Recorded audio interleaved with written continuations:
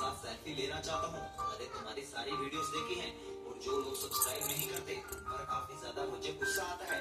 तभी ये कहने लगता है अरे तुम सही कह रहे हो, अरे लोग तो सब्सक्राइब नहीं करते, अरे इतनी लंबी वीडियो देख लेते हैं लेकिन सब्सक्राइब करने में ना जाने उनका क्या चाहता है। चलो उसको छोड़ो, पेट्रोल डालो। अभी ये बाबा के साथ सेल्फी लेने लगता है। अरे सेल्फी के साथ साथ अरे ये तो वीडियो बना रहा है बाबा के साथ। अभी उनको बुरा लगता है कि ये बाबा के साथ तो सेल्फी ले रहा है लेकिन मेरे साथ नहीं ले रहा।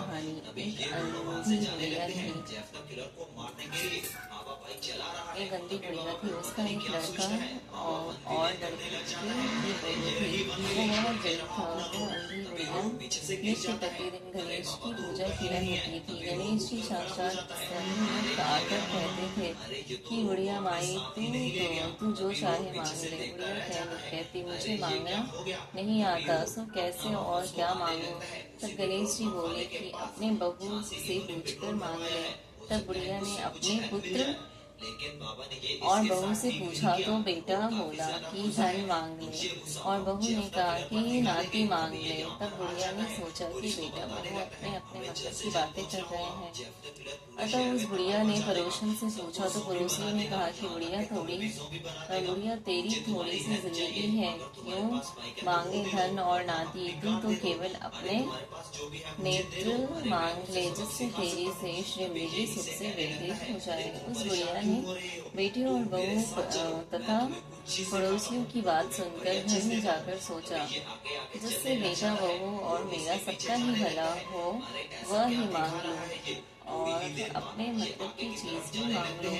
गणेश जी के वचन सुनकर बुढ़िया बोली, हे गणराज, यदि आप मुझ पर प्रसन्न हैं तो मुझे 9 करोड़ की माया दे, निरोगी काया दे, अमर सुहाग दे, आंखों में प्रकाश दे, नाती पोता दे और समस्त परिवार को सुख दे और अंत में मोक्ष दे। बुढ़िया की बात सुनकर गणेश जी बोले, बुढ़िया माँ तू तो मुझे ठग लिया। खैर तू कुछ तूने मांग लिया वह सभी तुझे मिलेगा। यूं कहकर गणेश जी अंतर्धान हो गए। ही गणेश जी, जैसे बुढ़िया माँ को मांगे अनुसार आपने सब कुछ दिया है वैसे ही सबको देना और हमको भी देना। कृपा करना। करवा चौथ का उज्जवल करने के लिए 13 जगह एक थाली में 4 पूरी थोड़ा सीरा रख ले, उसके ऊपर एक सीरा और रुपए जितना चाहे रख ले। फिर उस थाली के चारों ओर हाथ में धोली चावल फेरकर अपने सासू जी के पाए लगकर उन्हें दे। इसके पश्चात 13 ब्राह्मणों को भोजन कराकर दक्षिणा दे। इस करने से बिंदी लगाकर उन्हें विदा करें। आहुई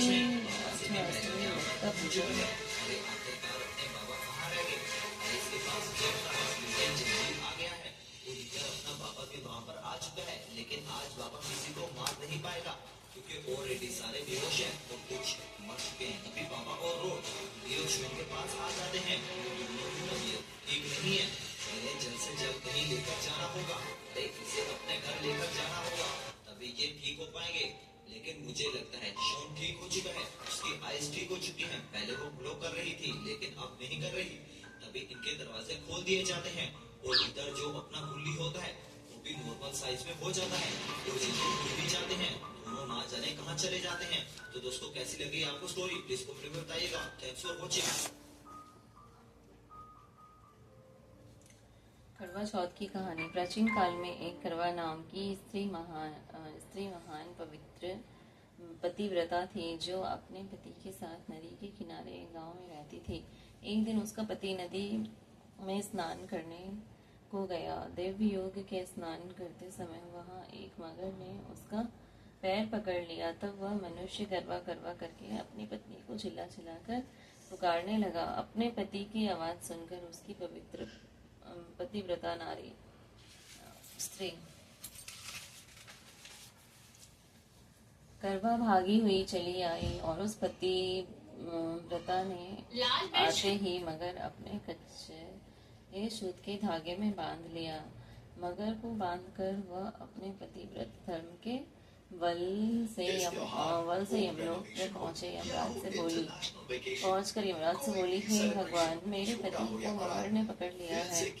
इस अपराध में आप अपने बल से मगर को नरक में डाल दो। करवा की यह बात सुनकर यम बोले कि अभी मगर का आयु शेष है, अतः मैं अभी उसको नहीं मार सकता। यमराज की बात सुनकर करवा बोली, यदि आप ऐसा नहीं करोगे तो आपको श्राप देकर नष्ट कर दूंगी। करवा की यह बात सुनकर यमराज भयभीत हो गए।